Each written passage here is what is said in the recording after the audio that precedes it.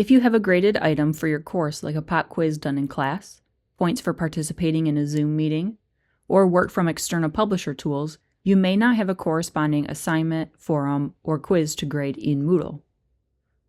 We can add this graded item by creating a manual grade item in the gradebook. Navigate to Gradebook Setup, then select Add Grade Item from the top right dropdown. Next, we will give the item a name and set how many points it is worth.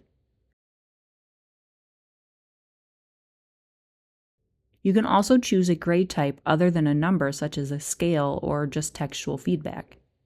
Once you are satisfied, select Save and your item will appear at the bottom of the gradebook setup. If you have additional questions, please consult the Office of Online and Distance Learning.